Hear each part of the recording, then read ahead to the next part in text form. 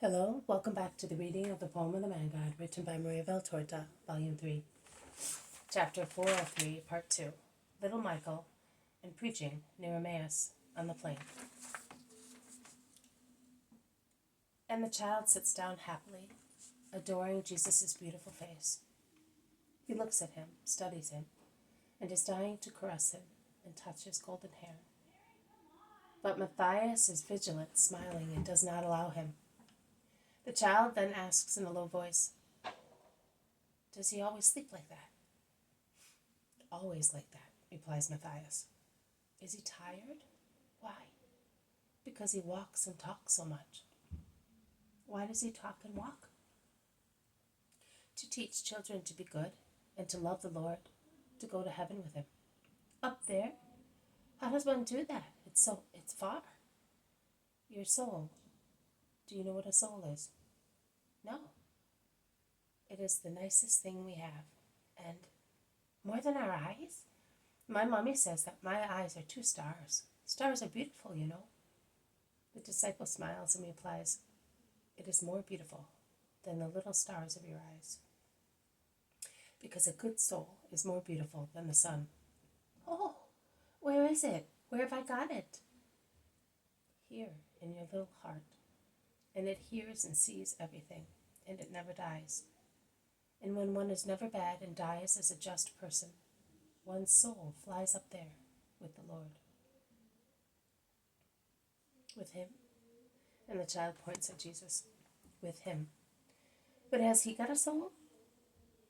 "He has soul and divinity, because that man you are looking at is God." "How do you know? Who told you?" "The angels did."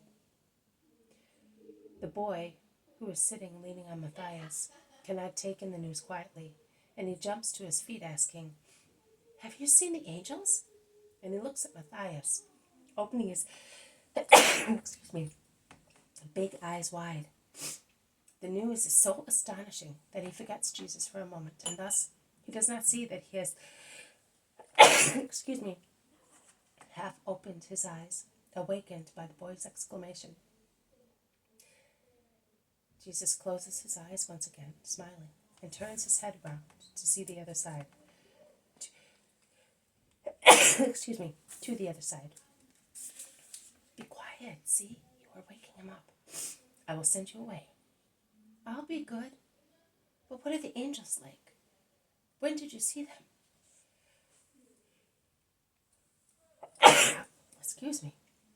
His voice is a whisper again. And Matthias patiently tells the boy, who is sat again in an ecstasy in his chest, what happened on Christmas night.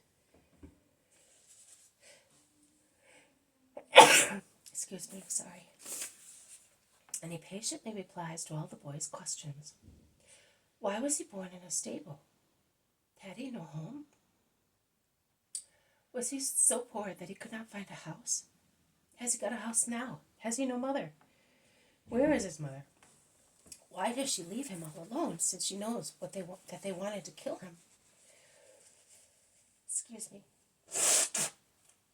Sorry. Does she not love him?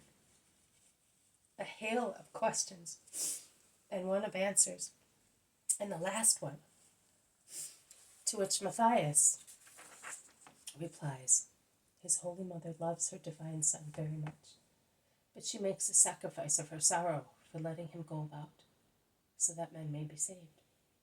And to console herself, she considers that there are still good men capable of loving him. Brings about this reply. Does she not know that there are good children who love him? Where is she? Tell me, because I will go and say to her, do not weep. I will give you all my love. I will give all my love to your son. What do you think? Will she be pleased? So much, my child, says Matthias, kissing him. And will he be glad? Yes, very much. You will tell him when he awakes. Oh, yes. But when will he awake? The boy is anxious. Jesus can resist no longer. He turns round with his eyes wide open and a bright smile, and he says, You have already told me, because I have heard everything. Come here, child. Oh, the boy does not need to be told twice. And he throws himself on Jesus, caressing and kissing him, touching his forehead, his golden eyebrows and eyelids with his little finger, looking at himself in his blue eyes, rubbing himself against his soft beard and silky hair, repeating at each discovery, "How lovely you are, lovely, lovely." Jesus and Matthias smile. Then, as the others wake up, because the boy is not so careful now about making too much noise, the disciples and apostles smile, seeing such an accurate examination by the little man in the bud, half-naked, plump, who moves blissfully up and down Jesus' body, scanning it from head to toe, and ends up by saying, "Turn round," and he explains why. "To see your wings." And when he is disappointed, he asks, "Why have you not got them?" "I am not an angel, my God. I am not an angel, my child." "But you are God. How can you be God if you are not full of wings? How will you be able to go up to heaven?" "I am God. Just because I am God, I do not need wings. I do what I want, and I can do everything." "Well then, make my eyes like yours. They are beautiful." "No, I gave you the ones you have, and I like them as they are. Ask me instead to make your soul just, so that you can love me more and more." "You gave me that as well, so you must like it as it is," replies the little one with childish logic.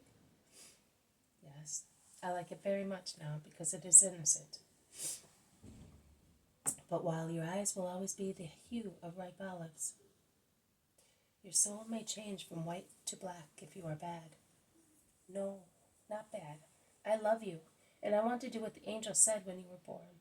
Peace to God in heaven, and glory to men of good will," says the boy, mistaking, which makes the adults guffaw, and the little fellow, mortified, becomes dumb. But Jesus comforts him while correcting him. "God is always peace, my child. He is the peace. But the angels were giving him glory, because the Savior was born, and they were giving men the first rule to obtain the peace, which was to derive from my birth, to have goodwill, the one you want." "Yes, give me it. Put it here, where that man said, 'I have my soul.'" And with his forefingers he beats his little chest several times. "Yes, my little friend. What is your name?" "Michael." "The name of the powerful archangel. Well, I give goodwill to you. I give goodwill to you, Michael. And may you be a confessor of the true God, saying to persecutors what your angelic patron said, 'Who is like God?' May you be blessed, now and always." And he imposes his hands on him. But the little one is not convinced. He says, "No, kiss me here, on my soul, and your blessing will go into it and will remain closed in it." And he uncovers his chest to be kissed, without anything being interposed between his body and Jesus' divine lips. All those who are present smile and are moved at the same time.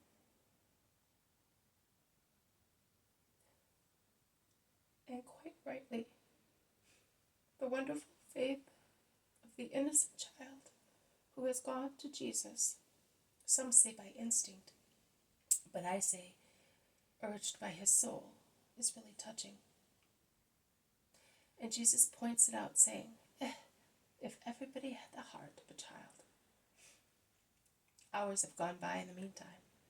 The house becomes busy again. The voices of women, children, and men can be heard. And the mother calls, "Michael, Michael, where are you?" And she appears at the door, and with fear in her eyes, she looks at the low well with a dreadful thought in her heart. "Be not afraid, woman, your son is with me." "Oh, I was afraid. He likes to play with water so much."